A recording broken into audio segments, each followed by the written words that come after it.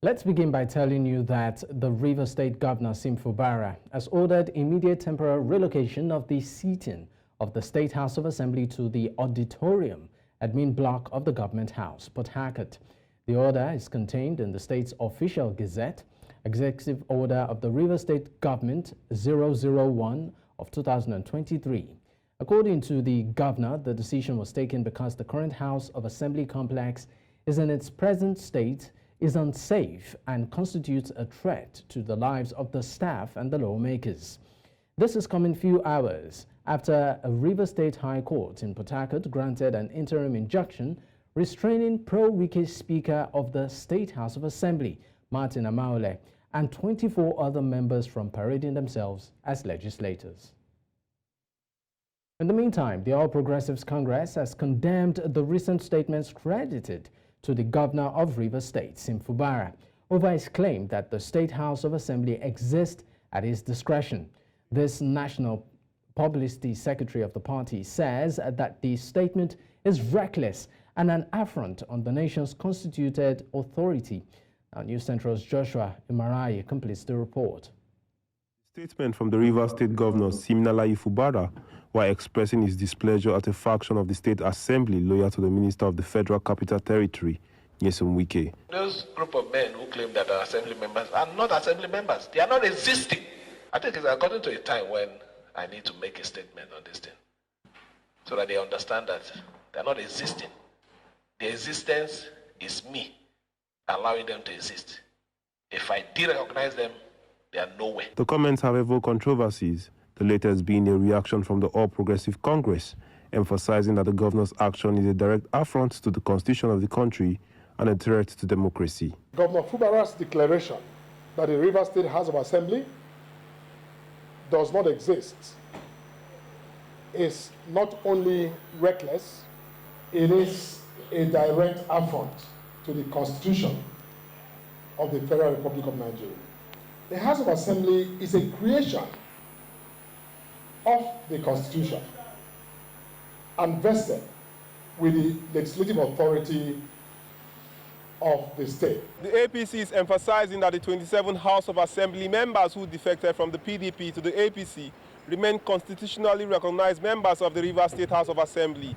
They say only a court of law can determine their status. Only a properly constituted court of law can make a determination as to whether a member of the House of Assembly has vacated his seat in accordance with that provision of the Constitution. As no such judicial determination has been made, the 27 APC members of the House of Assembly remain the constitutionally recognized and authorized members of the Rivers State House of Assembly. The National Publicity Secretary of the APC is calling on the governor to submit himself to the dictates of the Constitution and the rule of law, warning that his actions are an impeachable offense. In Abuja for News Central, I am Joshua Imarayi. Now, to discuss this, I am joined on the news by human rights lawyer Akin Henry. Henry, what are the potential implications of the order by the governor to temporarily relocate the seating of the State House of Assembly to the Government House? Thank you for having me. I think directly to this particular question, I would imagine that the Rivers State House of Assembly, the members of that house, would have requested for a place for sitting to have approached the governor. And then if that had happened, then the governor has a justification to provide a place for those members that have sought his assistance to provide a place for sitting for them. It is not news that the Rivers State House of Assembly complex, at some point, for whatever reason, whether justified or not, had the plenary, in the main auditorium of the Rivers State House of Assembly complex sometime, had been demolished for some justification by state for renovation, because that facility lost some integrity. I drive past there almost every day. The magistrate court is very close to that complex. The other parts of the building are still standing, but that particular auditorium was brought down. So the Rivers State House of Assembly, you also would understand, and it's also not news that the governor had earlier recognized the Right Honorable Edison Ehie led House of Assembly before the resignation of that member, both as member of the Universal House of Assembly and as Speaker. So it then means that when that House sought the governor to provide an alternative place for their sitting, and right now that they have resumed their sitting because they had John Senegal at that time, with the 3 members or 4, as the case may be, left now, I also saw that instrument, that executive order, just on the media as well. So I think to that extent, that it could be justifiable when that's, if you like, call it faction, but I wouldn't say faction, because for me, and I must take my position from the beginning, when those members requested for a place to be provided for them to do legislative business, the governor has to do so. All right. Now, let's, of course, explore the current political crisis in the state, particularly on how it affects governance and decision-making processes, within the state government. How much of an impact do you think this is having? It's actually, I have had very negative impact. It's really had been a problem. It's been a worry and concern to very many of us, Rivers indigenes and the residents here. And even as analysts, it's really a disturbing one to be the talking points all the time across the country. And but particularly to the people of Rivers State, including me and my community and all the communities in Rivers State, I think we are even fortunate to have a situation that perhaps those who are religious. All right. Now, of course, we lost connection there with Akin Henry, but okay, I understand this back now. Henry, just before I let you go, we lost you for a moment. What legal avenues are available for the affected lawmakers to contest this decision, and what are the possible outcomes? Please, let me take that from the point of view of your soundbite that you showed. And then I watched the spokesman of the All Progressives Congress saying the governor said he never recognized the Rivers House of Assembly. And when he played that out, that wasn't what he said. Now, there is a difference between the Rivers State House of Assembly and certain members of the Rivers State House of Assembly, just like any other state. The Rivers State House of Assembly is an entity that is created by the Constitution under Section 90 of the Constitution. And there is no governor that will have to say that a State House of Assembly will exist only on his behest or at his mercy. No. But certain individuals who had lost their seats by their actions, I think that was clearly what the governor was referring to without speaking for the governor, so that we don't have people outside of Rivers State to twist the situation in Rivers State and hit the polity in Rivers State. That exactly was a misrepresentation by the spokesperson of the All Progressives Congress. I wish he's watching this. And you played that soundbite, and the soundbite was very clear that he said those individuals do not exist. He didn't say the Rivers State House of Assembly doesn't exist. So that is one. Then about the individuals, it is also known to law. They say this is the problem we have in this country when people want to protect when it is favorable to them.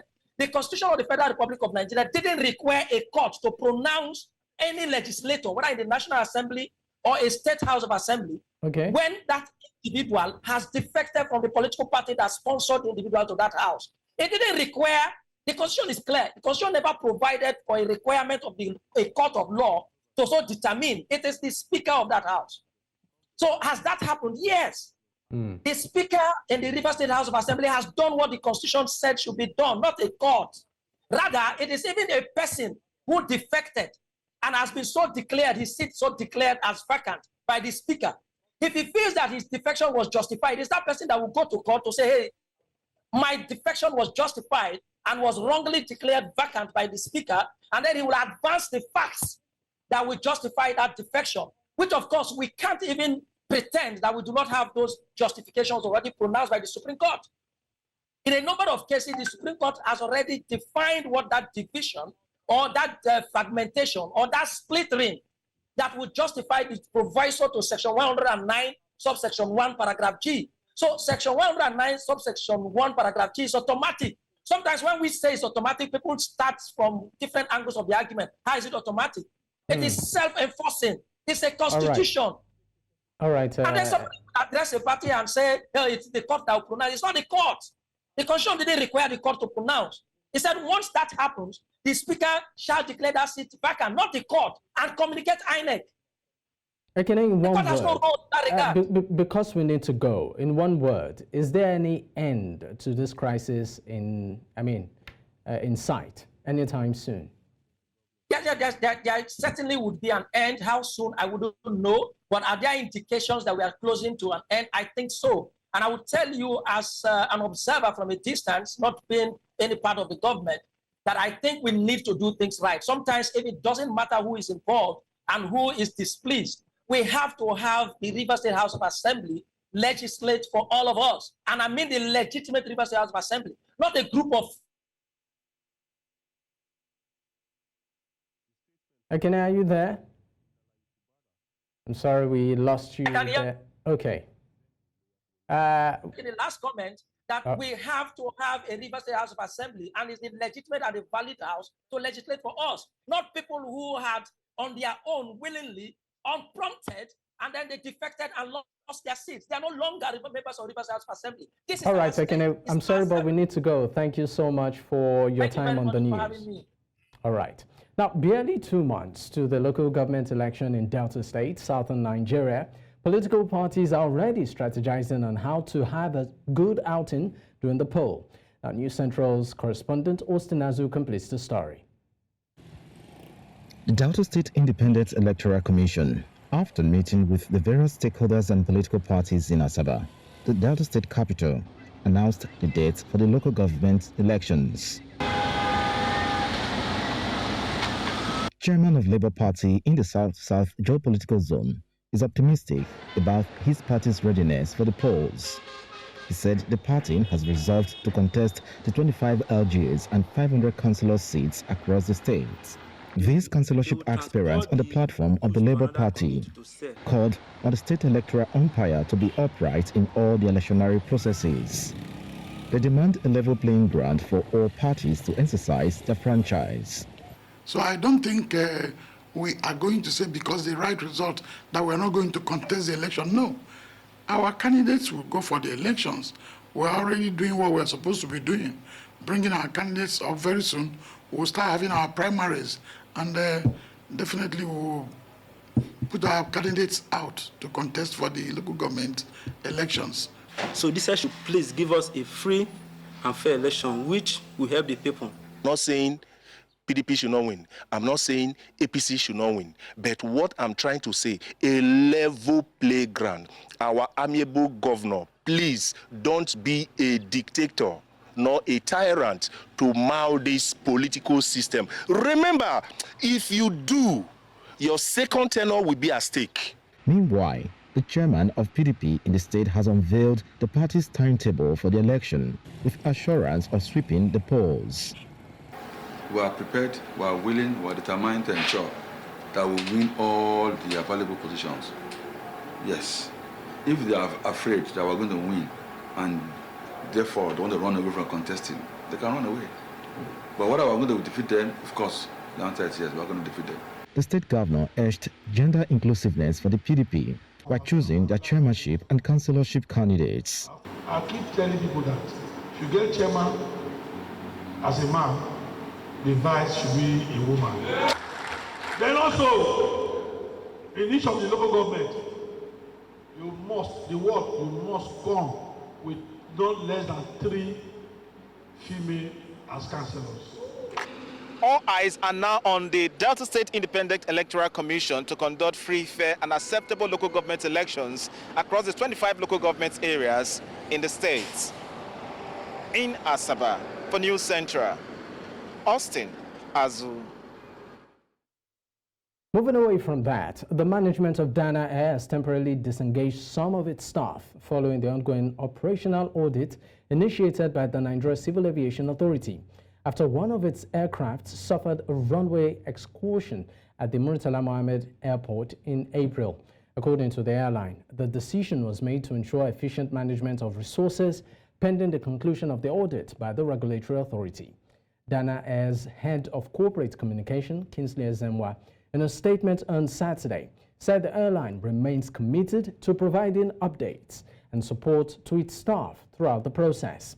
The statement added that Dana Air has commenced talks with lessors, and currently engaging stakeholders on the progress made so far. Let's also tell you that the Economic and Financial Crimes Commission has come up hard against foreign missions based in Nigeria, banning them from transacting in foreign currencies and mandating the use of the naira in their financial businesses. Now, the EFCC has also mandated Nigerian foreign missions domiciled abroad to accept naira in their financial businesses. The move, the EFCC noted, is to tackle the dollarization of the Nigerian economy and the deregulation of the naira. The Anti-Graft Commission is an advisory to the Minister of Foreign Affairs, Ambassador Yusuf Tuga, expressed reservations and displeasure regarding the unhealthy practices by some foreign missions to invoice consular services to Nigerians and other foreign nationals in the country in the United States dollars. The FCC cited Section 20, subsection 1 of the Central Bank of Nigeria Act 2007, which makes currencies issued by the Apex Bank the only legal tender in Nigeria. The Lagos State government will fully cover medical expenses for victims of the recent Ajeromi-Ifelodun gas explosion. The Health Commissioner Professor Akin Abayomi made this known during a visit to the Gbagada General Hospital Burns and Trauma Unit.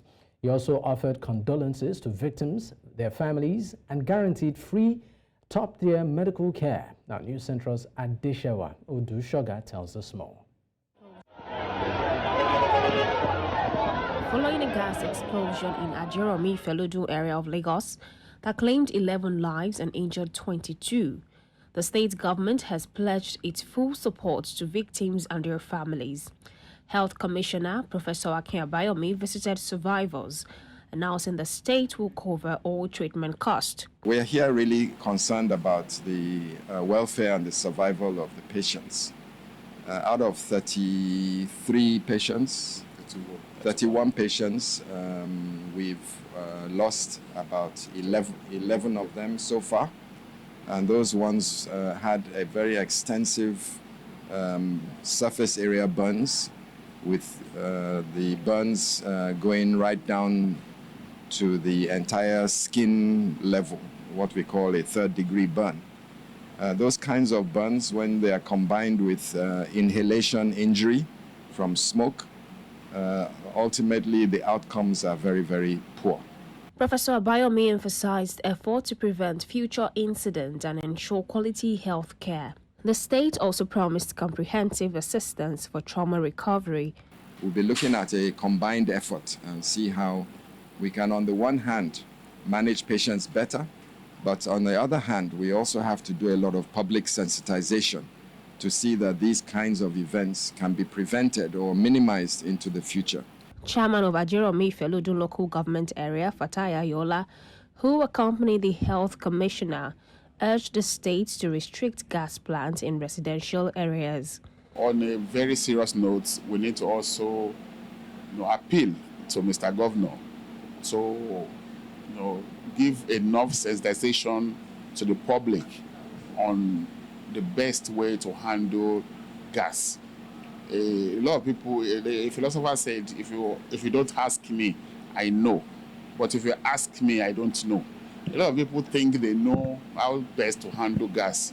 But if you ask them some salient safety measures, they don't really know.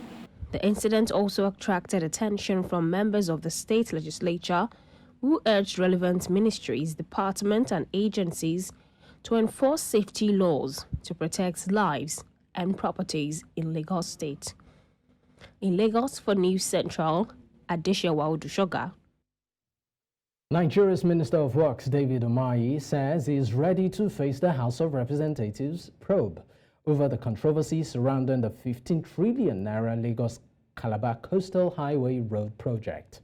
According to the minister, he plans to ensure the exercise is televised live for all Nigerians to see. The minister also stressed that there is nothing to hide about the project, adding that he and the Ministry of Works followed due process and obtained the necessary approvals and documentation for the project to commence. He also said the claim that the loan obtained to complete the project did not follow due process isn't true. The Lagos State government has announced a traffic diversion plan along the Adeniji through Falomo, including Borderland and Queen's Drive on the Lagos Island. According to a statement from the Commissioner for Transportation, Oluwaseun, the diversion aims to facilitate the repair of the deteriorated asphaltic section of the roads. Now, the repair works is scheduled to begin on Monday, that's May 13th, 2024, and is expected to last until November 7th, 2024. According to the Commissioner, to mitigate the traffic implications, the repair works will be conducted in phases. Phase 1 will focus on the stretch from Glover Road Junction on Alfred Rwanning Road to Falomo Roundabout starting from Monday, that's 13th of May 2024. According to this phase, the portion of the road from Glover Junction to Falomo Roundabout will be closed to traffic. Nigeria's House of Representatives has called on state governments to implement the provisions of the Constitution that mandates them to upgrade correctional centers in their state to meet modern standards in order to forestall jailbreaks in the country. The chairman of the House Committee on Reformatory Institutions made the call as the committee visited the Suleja Correctional Center to inspect the damage caused by the rain that led to the escape of many inmates from the facility, urging them to ensure necessary provisions for the inmates in the facility. He also called for the recruitment of more personnel so as to strengthen security agencies that manage the centers, saying that the House will work towards increasing their budgetary allocations to enhance the welfare of inmates and officers.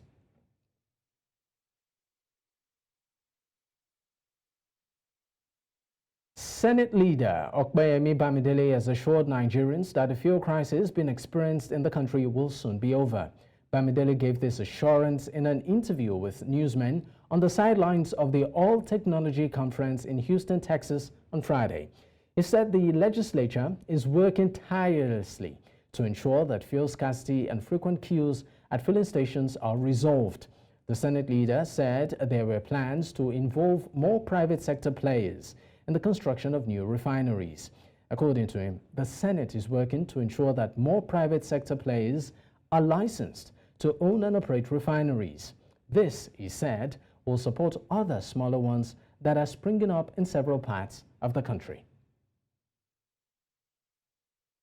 In the late 1980s, AT&P in Sapele Delta Glass Factory, that's Ugeli Asaba Textile Mills, amongst other indigenous companies in the defunct Bendel State and present-day Delta State, provided employment opportunities for young Nigerians. Today, the story is different, with several unemployed youths nationwide. Now, the governor of the state hopes to return Delta State's economy to the good old days where these moribund companies can be revived to provide employment opportunities for young persons in Delta and beyond. Now, News Central's Austin Azu completes the report. It's another batch of swearing in and inauguration of chairmen and members of boards, agencies, parastatals and MDAs by the Delta State Governor, Sheriff Oborewori, at the Government House, Asaba, the state capital. The boards of the Delta State Investment Development Agency and the Delta State Micro, Small and Medium Enterprises Development Agency, among others, were inaugurated. As Auditor General Local Government in the government of Delta State, I will discharge my duty to the best of my ability, faithful, and in accordance with the Constitution of the Federal Republic of Nigeria. Worried by the prevalent unemployment challenges across the country, Governor Oborewori recalled the good old days when the AT&P Sapele Delta Glass Factory Ugele, Asaba Textile Mills, Delta Steel Company Alaja, among others, were the major growth drivers and employers of labor. The governor charged the boards to draw up a functional template that would attract credible investment to the state. It's time today. The organized private sector in the state is weak and undeveloped, and is counting for only 9% of GDP as at 2022. I'm counting on the new leadership of DIDA to change this narrative by initiating steps that will enhance the ease of doing business in the state. The governor, who also inaugurated chairman and members of State Civil Service Commission, among others, charged them to tackle the ghost worker syndrome leading to absenteeism and abandonment of duty posts. It is my earnest expectation that the Commission will immediately ensure the recruitment of the best hands to drive the bureaucracy through a very competitive recruitment process devoid of nepotism, favoritism, bias, prejudice, or political considerations. Responding on behalf of the appointees, the chairman, Governing Council of Delta State University, Abraka, assured the governor to bring their wealth of experience to bear on their jobs. I believe that for every job anyone is doing here, there are so many people out there who qualify. So if you have appointed a number of us, my understanding is that we should thank God and know that we must work hard to meet your expectation. These appointees in the days ahead must justify the confidence reposed in them to deliver on the mandate assigned to them. In Asaba, for News Central, Austin, Azu. In Maiduguri, the Borno state capital, northeast Nigeria, women who are positively contributing to community development have been recognized for their hard work.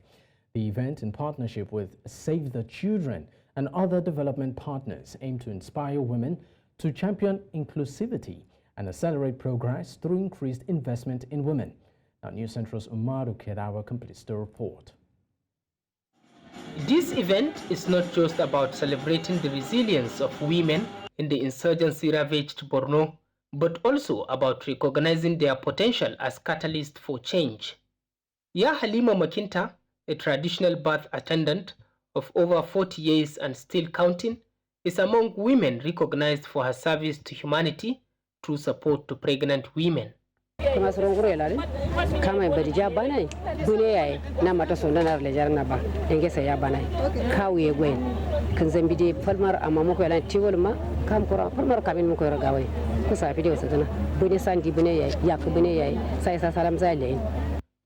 the day, women shared their stories of perseverance and determination in the face of adversity. I want the general public to be encouraging women, recognizing women, encouraging them, and being there for them. From entrepreneurs to community leaders, each woman exemplified the spirit of resilience that defines the women of Borno State.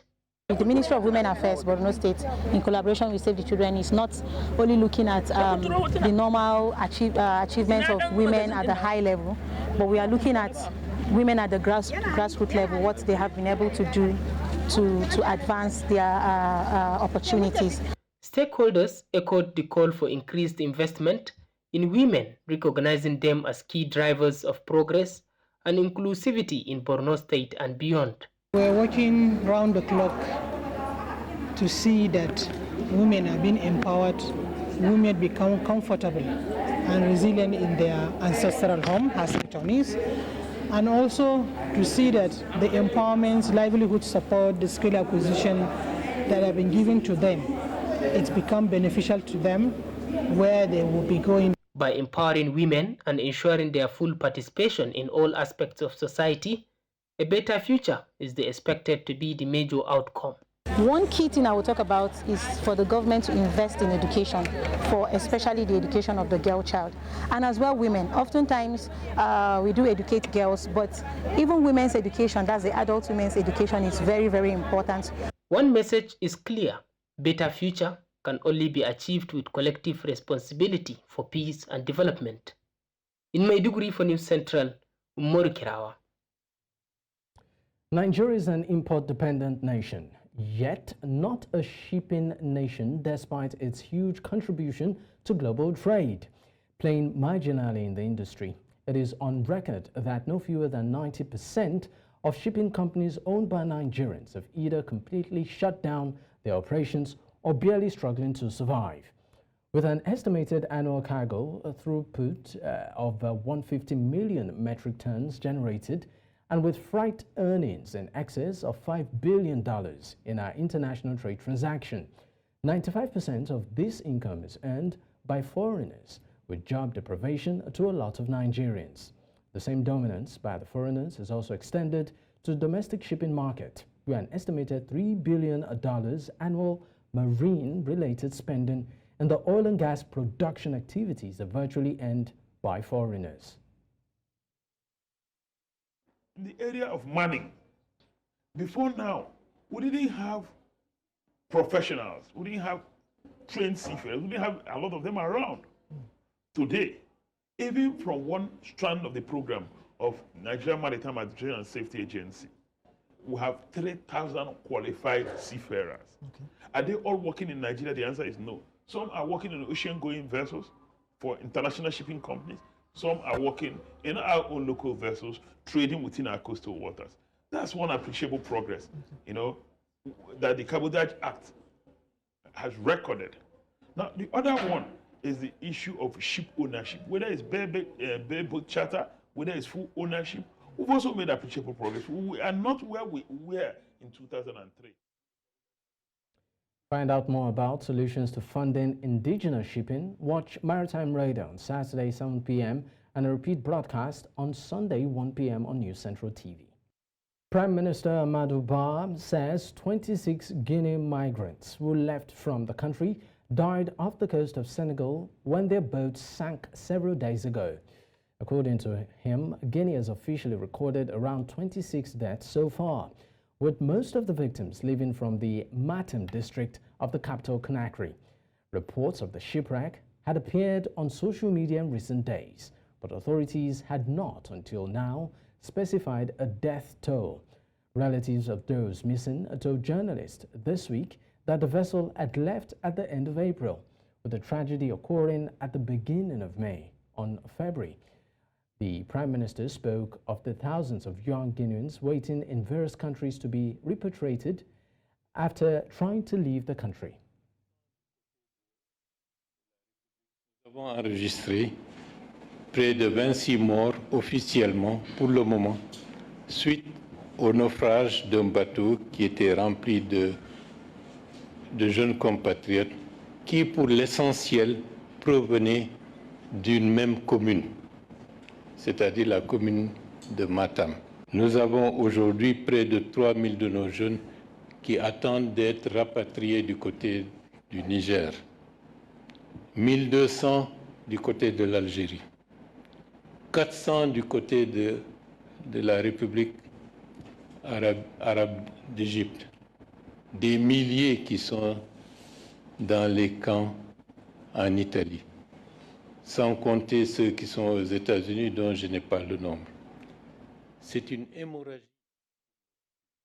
Hundreds of participants in Malian national dialogue, mainly boycotted by the opposition, had recommended that military rulers who took power in 2020 keep power for several more years. According to a statement read on state television, they say when elections are eventually held, a junta chief, Colonel Assimi-Goïta, should be a candidate for the presidency. The rapporteur of the steering committee for the consultations, Boubacar Sow, saw they recommended extending the transition from 2 to 5 years.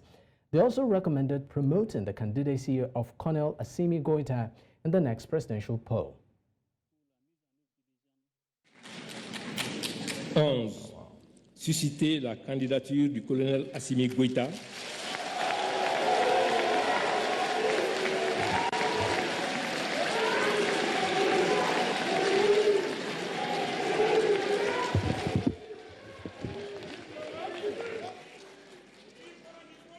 Susciter la candidature du colonel Assimi-Goïta à la prochaine élection présidentielle.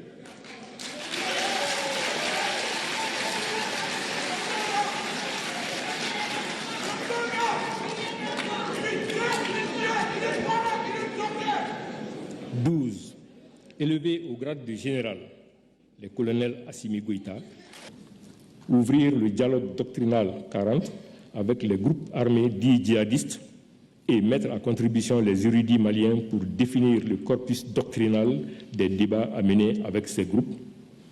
L'objectif assigné à ce dialogue était de diagnostiquer les causes des conflits intracommunautaires et intercommunautaires afin de tracer une architecture de paix durable, recoudre le tissu social et renforcer le vivre ensemble.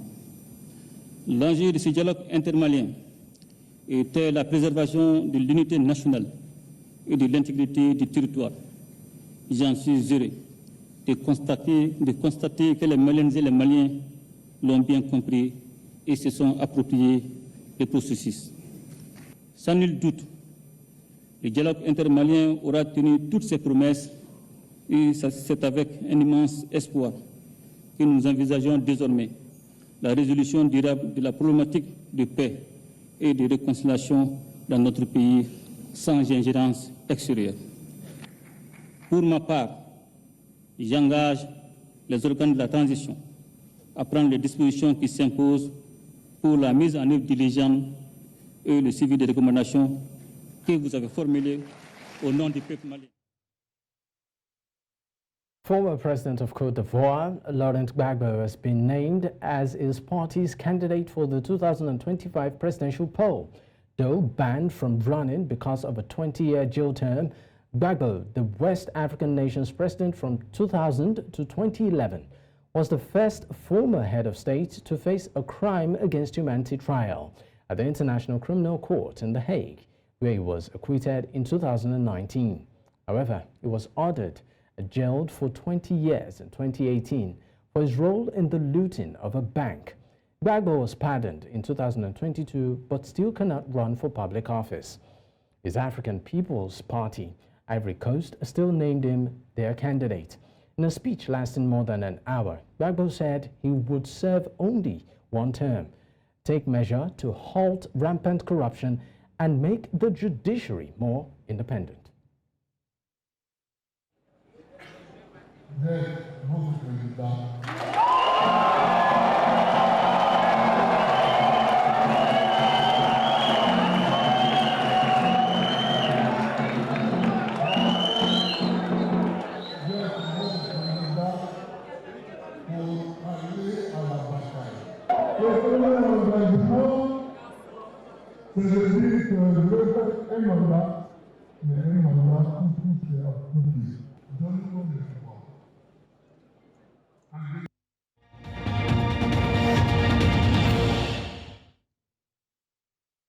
More than 300 persons were killed in flash floods that ripped through multiple Afghan provinces as authorities declared a state of emergency and rushed to rescue the injured.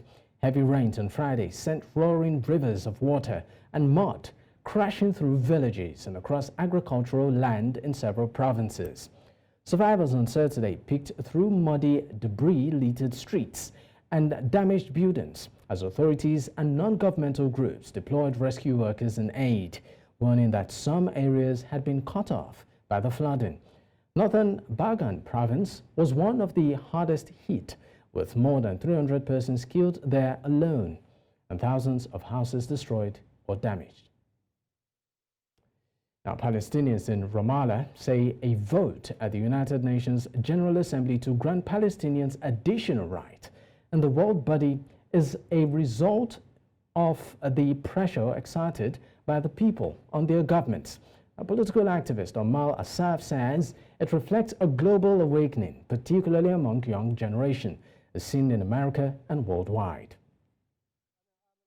هنالك جدية أكثر في التعامل مع هذا الموضوع من ناحية أن تكون فلسطين عضو كامل وليس أن تبقى يعني بصفات محددة، لأنه هو في تحديد لبعض الأمور. يجب أن تكون فلسطين دولة مستقلة وكاملة السيادة وأن يعترف بها العالم. التصويت اللي صار بصالح فلسطين في الأمم المتحدة على كشفوا القناع عن وجه الاحتلال إنه كان قناع مزيف، وشافوا الجرائم اللي صارت في غزة وفي رفح، والله يكون بالعون يعني، فعشان هذا اضطروا انهم يصوتوا يعني. الامر جاء نتيجه تضحيات شعبنا وليس جراء استجداء مضى عليه 30 عاما ولم يوصلنا الى اي خطوه متقدمه على طريق حقوق شعبنا، هذا اولا. وثانيا أراه يأتي في سياق اليقظة التي انتابت أو التي برزت لدى شعوب العالم، لدى الفئات الشابة منها ما يحصل في أمريكا وما يحصل.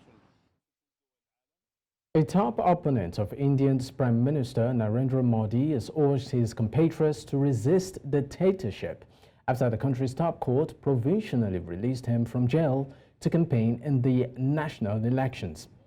Arvind Kejriwal, that's Chief Minister of the capital Delhi and a key leader in an opposition alliance formed to compete against Modi in the polls, was granted bail on Friday after weeks in custody. He is among several leaders of the bloc under a criminal investigation, with his party describing his arrest as a political conspiracy orchestrated by the ruling Bharatiya Janata Party to sideline its opponents ahead of the vote.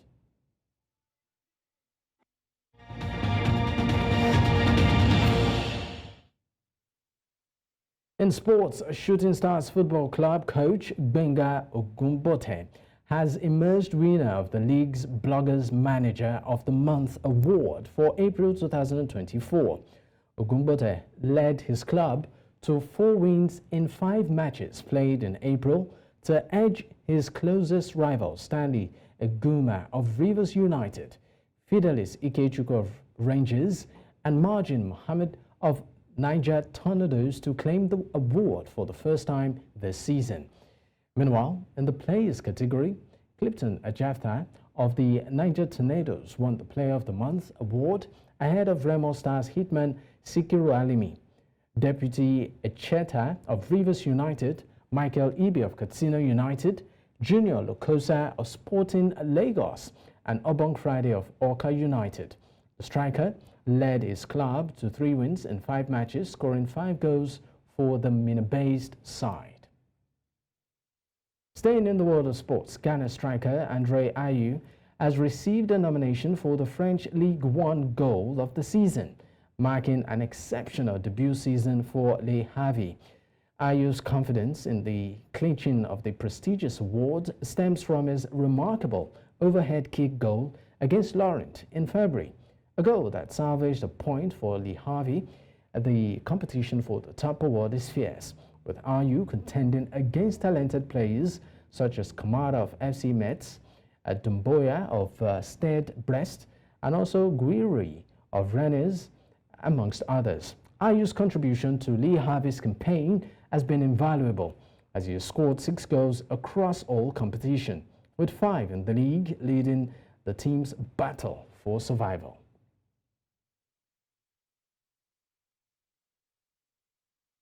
And that's a wrap on the news at this time. But before we go, another look at some of our top stories. We told you that Rivers State Governor has invoked the executive order relocating assembly seating to Government House.